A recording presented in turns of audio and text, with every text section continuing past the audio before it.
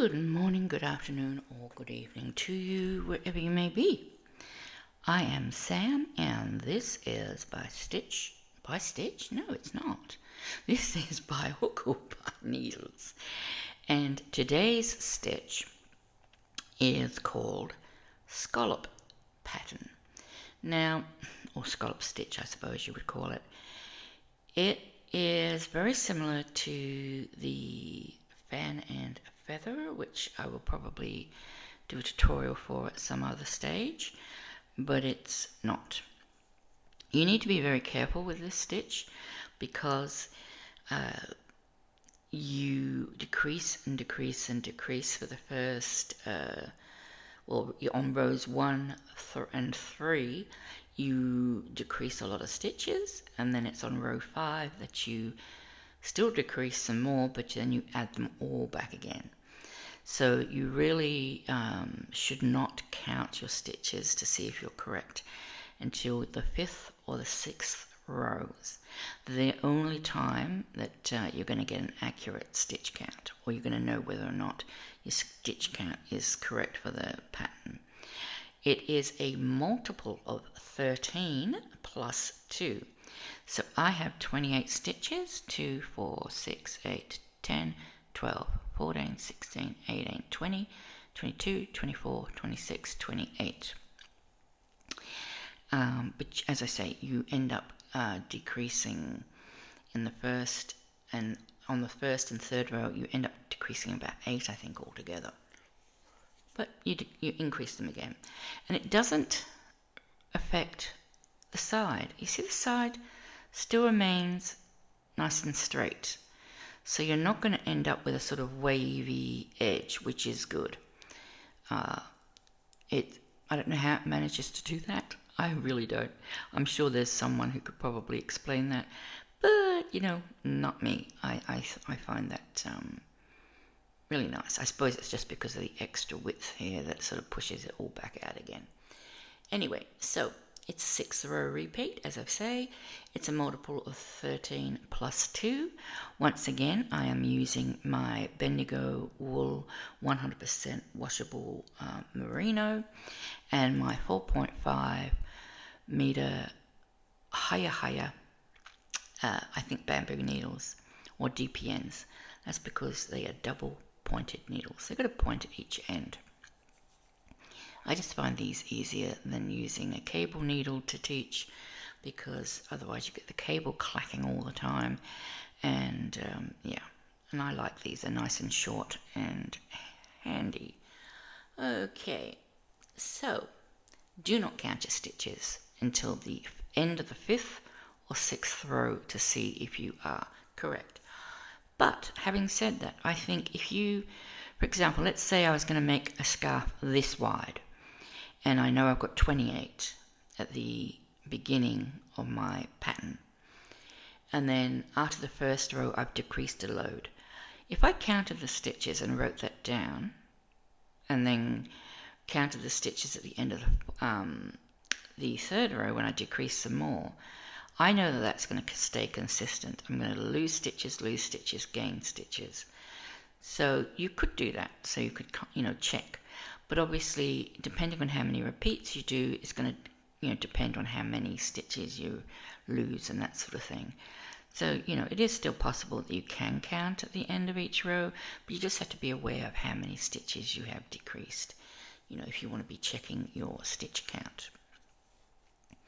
Okay, so row 1, we are going to knit our first stitch. And I might just come out. Oops, that's too far in. That's too far. Okay, it's going to play silly things with me. Okay, we knit our first stitch. We're going to slip our second stitch purlwise. That means as if to purl, because we are coming in from the right hand side as if we're going to purl the stitch, but all we're going to do is slip it. Then we are going to knit the next stitch, and we are going to take that slip stitch and pass it over, thus 1 decrease. We are then going to knit 9, 1, 2, 3, 4, 5, 6, 7, 8, and 9. After the 9 stitches, we are then going to knit 2 together. So we're going to take these 2 stitches, go through both the front loops, yarn around the needle, pull through, turning 2 into 1. Then we're going to repeat right back at the beginning, well, not with the knit one, we're going to start, a repeat starts with a slip one. So we're going to slip one purlwise and then knit one, and then we're going to take that slip stitch and pass it over again. Then we're going to knit 9 again, 1, 2, 3, 4, 5, 6, 7, 8, 9, and we should have 3 stitches left. Whew, we do. And then we are going to knit 2 stitches together. Whoops. See, we're going to go through both those stitches and knit those 2 stitches together, thus doing another increase. Let me get rid of that fluff. And then we've got 1 stitch left, which we knit. So that's the end of our first row of the repeat. Now, it's a 6-row repeat. On row 2 and 4, we actually just purl our way back. I'm not going to show you me purling on the way back because there's nothing sort of really to see. So I'm going to pause and then I'm going to come back for the beginning of the row 3. Okay, so I've just purled all the way back. You all know how, well, hopefully you all know how to purl by now. If not, I do have a video on how to purl and how to even do the knit stitch and how to do the yarn overs and how to do the knit 2 togethers. All of that information is in my previous tutorials. Knitting for beginners, it's really, I slow it down, I really go into great detail, show you from different angles what it looks like so that you hopefully can really grasp the concept. In the description box, speaking of which, you will find a link to both my Facebook page where you can go and you will find this stitch there, and you will find the written pattern. This written pattern will also be on my posts tab, which used to be the YouTube community tab. They've changed the name, why we don't know. So you I've got a link that takes you directly to this stitch and its written pattern. Okay, so let's just continue. So we're pretty much going to do the same as we did before. We're going to start with a knit one. We're going to slip that one purlwise. We're going to knit the next stitch, and then we're going to slip the slip stitched over. PSSO, pass slip stitch over. Goodness me. And now we're going to knit 7. Now if you remember in the last row we knitted 9. But obviously there's fewer stitches now because we did some decreases in the previous row. So we're going to knit 1, 2, 3, 4, 5, 6,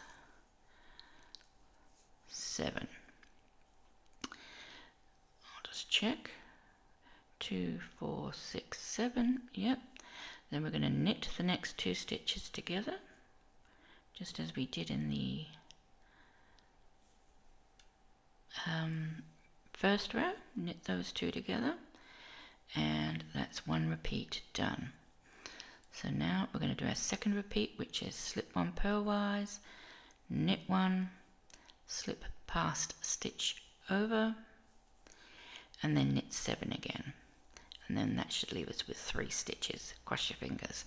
1, 2, 3, 4, 5, 6, and 7. Yay! 3 stitches left. So we're going to knit those 2 together. And then we're just going to knit the last stitch. Sort of becomes like an edge stitch. Okay. Now I just know from the fact that I know I've decreased 8 stitches in total that I probably should have 20 stitches. So let's have a look. 2, 4, 6, 8, 10, 12, 14, 16, 18, 20. Yep, so I have 20 stitches, which is right. Again, the 4th row is a pearl row, all pearls. Nothing interesting really to see there. So I'm going to pause the camera and I'm going to come back at the beginning of the 5th row. Okay, here we are at the beginning of the 5th row. Now, we still start off the row decreasing, and we also decrease in the middle as we have been. As you know, we've been starting off with a pass slip stitch over, and then we get to the center piece and we knit 2 together, then we do another pass slip stitch over and another knit 2 together at the end. But in between, we are going to be doing a lot of yarn overs, a lot of increases. These are the yarn overs, as you can see. They give you a nice little lace arc, which, you know, gives you the overall scallop look. So let's do our 5th row, which is going to be our increases. We knit 1, we slip 1 stitch knitwise, knit the 2nd stitch, we pass that slip stitch over. Now, here we go. We're going to yarn forward to increase. Okay. Now, here's a repeat, a mini repeat. This we have to do 5 times. We have to knit 1, yarn forward. We're going to do that 5 times.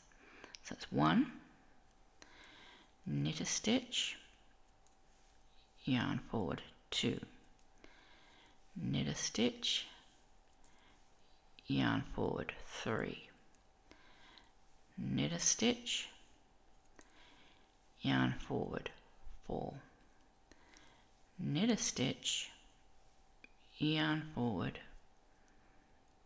and that's 5. The next thing we need to do is knit 2 together again.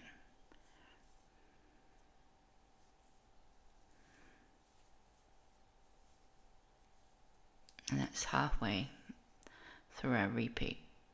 And 2, 4, 6, 8, 10, 12, 14.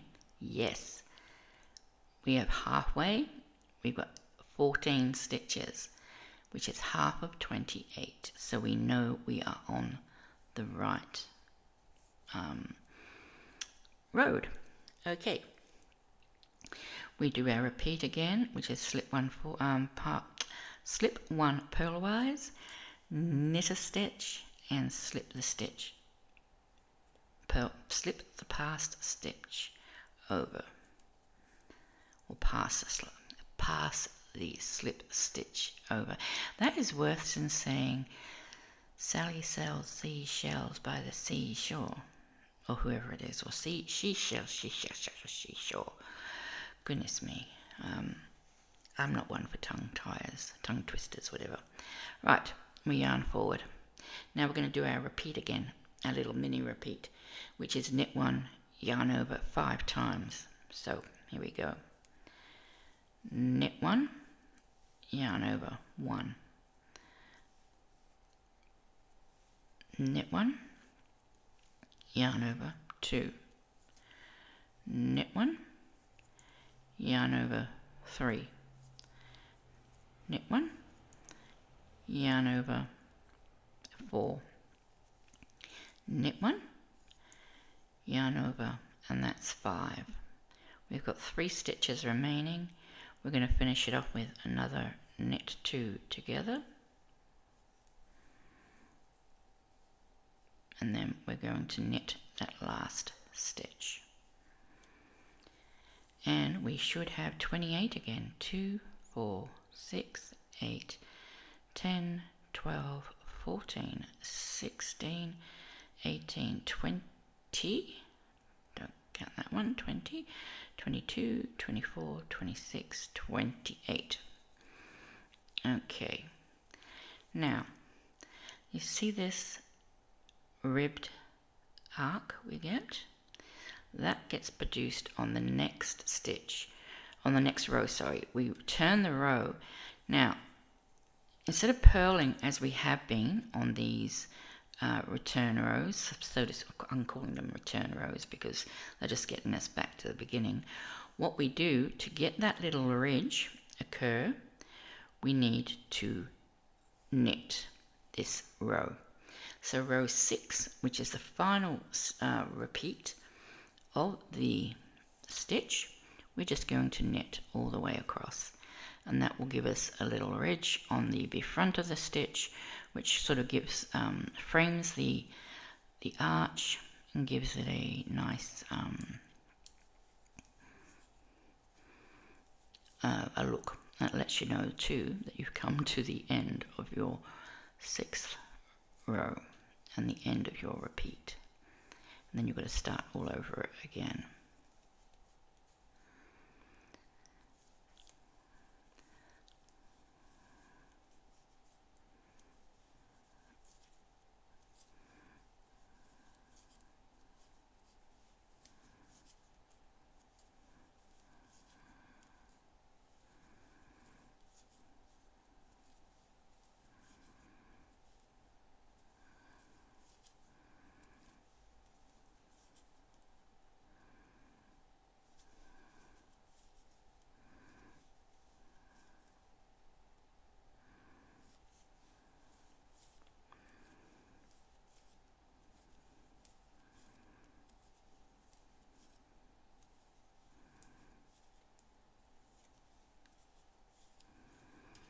And there we are.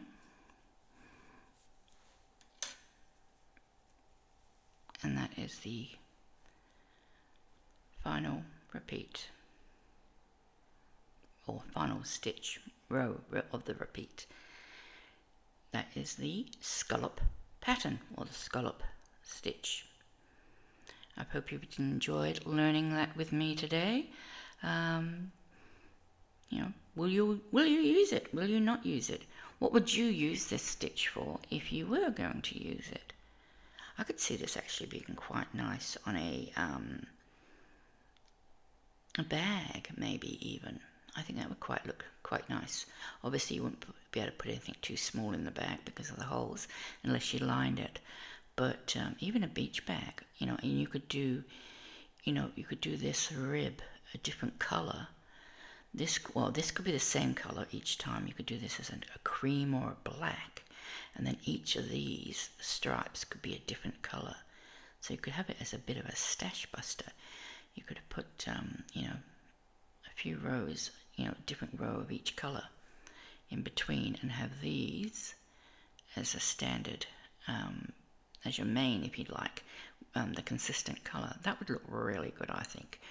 And that would be okay on a blanket or anything like that. Okay, I'm going to cast this off and get it all set up so that you can do the written pattern and whatnot. And yeah, thank you for watching. Take care, everybody. Bye for now.